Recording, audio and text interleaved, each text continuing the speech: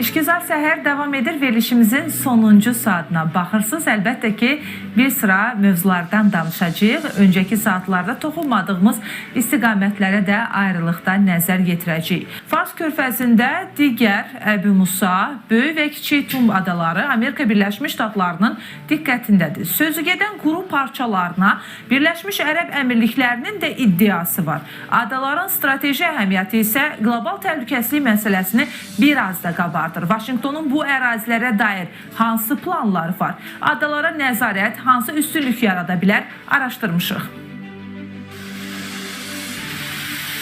ABŞ Fars körfəzindəki 3 adaya nəzarət etmək istəyir. Əbu Musa, Böyük və Kiçik Tum adaları Hörmüzdə əsas keçid dəhlizinə yaxındır. Bu quru parçaları ilə bağlı plan qurulduğu da iddia olunur. Sözü gedən 3 ada hazırda İranın nəzarətindədir. Körfəzdəki gəmilər yalnız dərinlik və digər şərtlərə görə 2-3 kilometr genişliyində olan xüsusi keçid dəhlizindən istifadə edə bilir. Bu quru parçaları isə həmin dəhlizə nəzarət edən mövqedə yerləşdiyi üçün strateji əhəmiyyətə malikdir. Boğazdan keçən bütün tanker və gəmilər sözü gedən adalar arasından keçir. Adı çəkilən ərazilər vasitəsilə keçidə nəzarət, müşahidə və təhlükəsizlik həyata keçirilir. Bu adalarda yaşayanların sayı bir neçə yüz nəfərdən çox deyil. Strateji üstünlüyünə görə hər biri faktiki olaraq hərbi baza sayılır. Həmçinin dünya neftinin təxminən 20% bu ərazidən keçir. Adaların hər biri maksimum 12 kvadrat kilometr sahəyə malikdir. Böyük və Kiçik Tum adaları isə İrana daha yaxın ərazidə, keçid dəhlizinin şimalında yerləşir. Əbu Musa adası isə cənub tərəfdədir və Birləşmiş Ərəb Əmirliklərin Şarja Əmirliyinə coğrafi baxımından daha yaxındır. Aralarındakı məsafə təxminən 60 kilometrdir. Bu səbəbdən Əbu Musa üzərində əsas iddianı da məhz Şarja irəli sürür. İran şah dövründə 1971-ci ildə sözü gedən əraziyə faktiki nəzarəti ələ keçirib. Böyük Britaniya həmin müddətdə regiondan çıxdı. Bu da Tehran üçün adanın hərbi yolu ələ keçirilməsinə şərait yaratdı. 1992-ci ildə isə Tehran bu adaya tam nəzarəti təmin edib.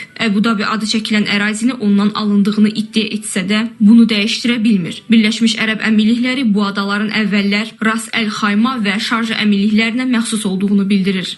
Bu kritik noktayı Amerika Birleşik Devletleri kullanabilir. Yani bayi veya körfez ülkeleri İran üzerine salabilir ve dolayısıyla orada asker göndermeden veya daha az asker göndererek böylesi bir manevra alanı gerçekleştirebilir. Özellikle Hürmüz Boğazı'ndaki İran'a ait radar sistemlerinin, askeri kabiliyetlerinin bulunduğu noktaları etkisiz hale getirebilir. Böyle bir seçenek oluşturabilir. Körfez ülkeleriyle İran'ın karşı karşıya getirebilme olanağında.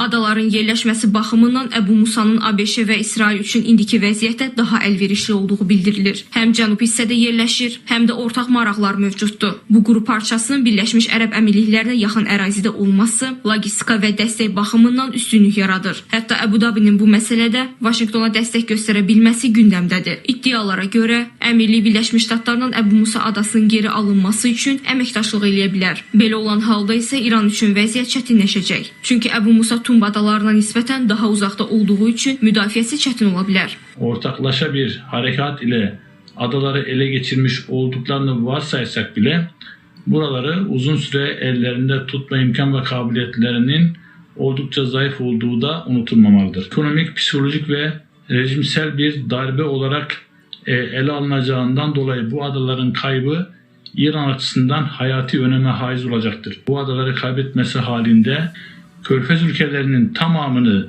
başta Birleşik Arap Emirlikleri olmak üzere ateşe atabilecek ve bölgeyi her türlü silahlarla vurabilecek agresifliğe sevk edebilir. Analitiklərin fikrincə sözü gedən adalar dünya enerji ticarətinin boğazı sayılır. Adı çəkilən quru parçalarına nəzarətin bir sıra üstünlükləri var. Kim bu adalarda söz sahibi olarsa, həmin ölkə gəmilərin marşrutunu izləyə biləcək. Hətta təzyiq aləti kimi istifadə oluna bilər. Eyni zamanda bu ərazilərdə radar, hava hücumundan müdafiə sistemləri və dəniz bazalarının yerləşdirilməsi mümkündür. İranın Birləşmiş Ştatların regiondakı addımlarını buradan izləmək potensialı var. Analizlər onu göstərir ki, adalarla bağlı yaranan hər hansı gərginlik neft bazarında silkələnmə yarada bilər.